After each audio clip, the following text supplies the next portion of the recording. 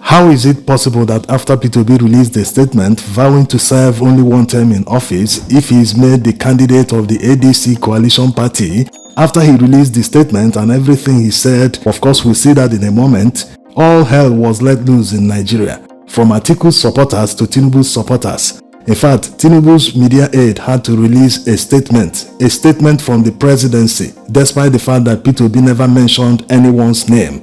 Atiku's supporters that have been pushing for him to be the candidate of the coalition, despite knowing that this is supposed to be the southern turn, they all of a sudden dropped Atiku Abubakar and started pushing for Goodluck Jonathan. It happened like a movie.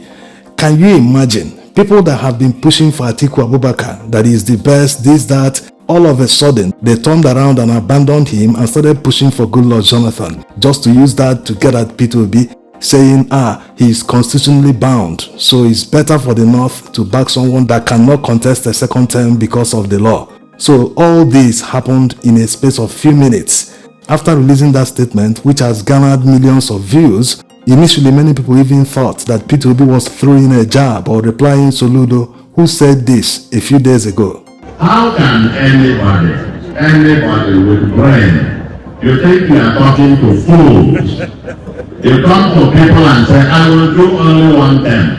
Any politician who said that must be sent to a psychiatric home. Because the person must have some mental problem. What laughable excuse from Soludo. The fact that the constitution guarantees 2 tenures of 8 years has got nothing to do with 4-year measurable performance P2B talked about. You see, the reason politicians like Soludo, Tinubu and others are threatened by P2B's 4-year performance statement is simply because it will motivate Nigerians to question their performance in office. Yes, someone like Soludo that is seeking re-election in November, people will start questioning, what has this man really done in Anambra State? Let's make comparisons. Is it worth our voting him again? So he knows, that's why he's spinning narratives instead of standing here on the podium and telling Anambra people what he did and what he intends to do if he's re-elected. Instead of doing that, he's throwing jabs at others that are not even in the contest. P2B is not contesting for governor, but he's throwing jabs at him. It means he has nothing to market himself with. Yes. During his campaign the other time, he promised Anambra people that he would turn Anambra to Dubai or Taiwan. He hasn't done that. So instead of making new promises or campaigning on new things he will do, that it will no longer be Taiwan or Dubai, he's busy throwing jabs at someone that is not even in the contest. On the side of Tinubu, it's very obvious that Nigerians will question what he did in office to deserve a second term. Yes, it's not a must that people will serve only one term, but what have you done in the one term? The past 2 years, Nigerians know what they have done in this country. They have impoverished us the more. They have devalued the naira to near worthless level. Nothing is working. In fact, it has been a calamity. So they are threatened that if someone is saying that 4 years is enough for someone to leave a mark in office, then it puts their position in question. It questions what they are doing in office, what they have done. It exposes their lack of performance and incompetence. You see, when people have been living in poverty for so long, they have been so damaged psychologically by the government, including religious leaders. Sometimes religious leaders tell people that all the problems are ordained by God, that they should take it like that. Yes, these have far-reaching consequences. That's why when they are told that something is possible, that a problem can be solved in under 1 month, they believe the person is lying. Because they are so used to living with all these problems, they see them as natural. So whenever someone says, like P2B says, that 4 years is enough for him to turn around Nigeria, at least to set a standard so that others coming behind him will continue on that path, they feel he's lying or maybe he's just campaigning. But it is actually possible to solve all the numerous problems in Nigeria because most of them are artificial. Yes, they are intentionally created by the politicians so that they can continue enslaving Nigerians. If Nigerians are prosperous, they will never fall for their propaganda. In fact, criminals will never come to power because Nigerians will resist. Nigerians need to be educated, to be politically aware, to understand that voting someone because of religion or tribe takes you nowhere. Yes, if people are well educated, they are politically aware, these types of things will not be happening in Nigeria. When someone says he's going to contest an election, people will question him, look him in the eye and ask him, what are you going to do for us? No one will be talking about what's his religion, what's his tribe, where is he from, where is this, where is that. So you understand what political leaders and religious leaders take advantage. They use this to continue enslaving the people so that they will be exercising their authority over them. If people are prosperous, you cannot exercise such authority over them.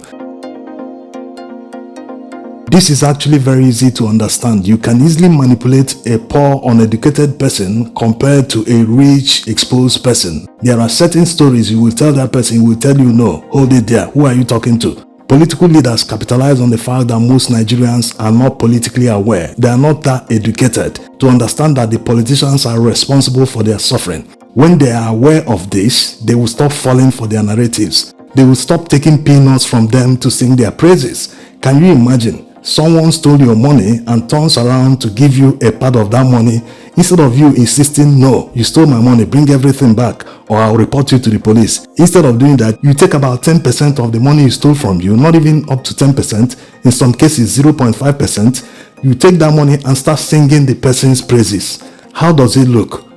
Another thing is, Nigerians must understand that some Nigerian politicians have actually performed what you can call magic in Nigeria. So it's not as if performing in office in a very short time is only peculiar to foreigners. No, it has happened in Nigeria. Someone like Lateef Jakonde, the former governor of Lagos, performed what you can call magic. In a little over 4 years, he was able to change the face of Lagos. Are we going to talk about housing estates he built? A lot of infrastructure in Lagos today can be traced back to him in just a little over 4 years. In fact, if you do the comparison very well, you can see that all the past governors from 1999 to now have not been able to match what he did in just 4 years. Are we going to talk about Abia State? In under 2 years, Alex Otti was able to change the face of Abia, not just Aba, including Umuahia.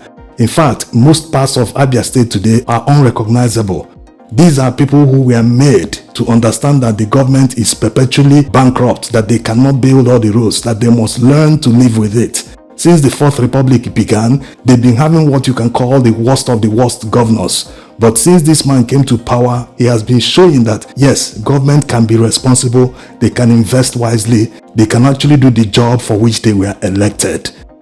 Coming back to the fact that most of Nigeria's problems are artificial, is it possible that the Nigerian military that has access to satellite imagery, they have helicopters, they have fighter jets, they have surveillance aircrafts, they have drones, that is not possible for them to identify the terrorists or bandits who have been killing and massacring Nigerians? It's simply because they don't want to do it. All the equipment they have, all that is available to them, all the technology, they can end this war in under 1 week. You can ask the other ranks that have been making videos on social media. All of them have been requesting from their superiors, give us what we need to finish this war under 1 week. They've all been saying it. So you can see that the persistence of insurgency and terrorism in Nigeria and general insecurity, they are all artificial. This is simply because if the war ends, that security vote that have been flowing from government all these years will stop.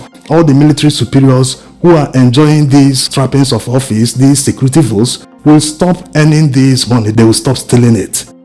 So the insecurity is just one example. There are many other sectors in Nigeria that are artificially made to frustrate Nigerians just to keep them poor. So a serious government, a responsible one, can actually make a lot of difference in under 1 month, not to talk of 1 year or 4 years. If they focus on solving all these problems, most of them are artificial. So when you are told that all these barriers will be removed from your eyes, all these barriers that limit your performance, limit your ability to achieve great heights, you are knowledgeable, but because of all these barriers, they prevent you from achieving anything. Ever wonder why your colleague in Nigeria travels abroad and all of a sudden he stops struggling, he will start building a home in Nigeria right before your eyes? It's simply because he's now living in a country where barriers are not placed around him to frustrate him. This is the reality in Nigeria. Now, let's see what Peter Obi said. My one-term, 4-year vow is sacrosanct. One of the greatest American presidents, Abraham Lincoln, served only 4 years, yet his legacy endures as a model of principled leadership. Another iconic figure, John F. Kennedy, did not even complete a full term, yet his vision and ideals continue to inspire generations. In Africa, Nelson Mandela, revered globally as a symbol of justice and reconciliation, chose to serve one term as president of South Africa, despite immense public pressure to stay longer. His decision was a deliberate act of leadership, a statement that power must serve the people, not the self. Indeed, history shows that the longer many African leaders remain in power, the more likely they are to be corrupted by it. Longevity in office is not a mark of success. Rather, it is purposeful, accountable service, however brief, that defines true statesmanship. It is within this context that I reiterate my vow. I will serve only one term of 4 years if elected president, and that vow is sacrosanct. I am fully aware that the decay in our society has made trust one of the scarcest and most skeptically viewed commodities. Many Nigerians understandably no longer take politicians at their word, but even in this climate of cynicism, there are still a few whose actions have matched their words, whose integrity is built on verifiable precedent. Recently, I became aware of two statements aimed, albeit indirectly, at my vow to serve only a single 4-year term. One person remarked that even if I swore by a shrine, I still wouldn't be believed. Another suggested that anyone talking about doing only one term should undergo psychiatric evaluation. I understand the basis of their skepticism. They are judging me by their own standards, where political promises are made to be broken, but they forget, or perhaps choose to ignore, that P2B is not cut from that cloth. I have a verifiable track record that speaks louder than speculation. In my political life, my word is my bond. When I entered politics in Anambra State, I made clear and measurable promises to the people to improve education and healthcare, to open up rural areas through road construction, and to manage public funds with prudence. I fulfilled each of those promises without deviation. I did not swear by a shrine, nor have I been certified mentally unstable as a result of honoring my word. My vow to serve only one term of 4 years is a solemn commitment rooted in my conviction that purposeful, transparent leadership does not require an eternity. If making such a promise qualifies me for psychiatric evaluation, then we may as well question the mental fitness of those who framed our constitution, which clearly stipulates a 4-year renewable tenure. I maintain without equivocations, if elected, I will not spend a day longer than 4 years in office. In fact, I believe that service should be impactful, not eternal. We must rebuild trust in our society. I have dedicated my public life to demonstrating that leadership with integrity is not a myth. I have done it before, and I do not intend to betray that trust under any circumstances.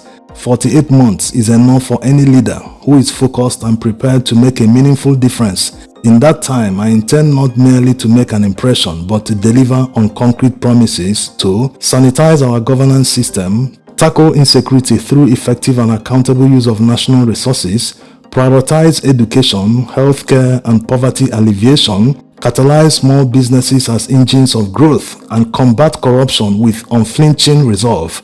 Above all, I will dedicate myself to transforming Nigeria from a consuming nation into a productive one where agriculture, technology, and manufacturing replace rent-seeking and waste as our national anchors. These are not utopian dreams. They are realistic, actionable goals that are achievable within 4 years. If you follow this statement, you will see why all the political camps are rattled. P2B didn't just wake up to make this statement. It was something that came out of a political negotiation behind the scenes. He is positioning himself as the northern candidate, and like already analyzed in many videos, these northerners will not only gain politically more by aligning with P2B and supporting him in 2027, they will also stand a better chance of producing the president in 2031. That's if Nigerians will allow P2B to leave power. Yes, if the performance is so high, more than expected, Nigerians will rally every day to force him to recontest. Even some of the northerners that will back him in 2027 will also change their minds about contesting in 2031. The taste of the pudding is in the eating. If you are enjoying good governance and the GDP has grown by about 50% or even more, what else are you looking for? Why not maintain where you are instead of looking for a change? Thanks for watching.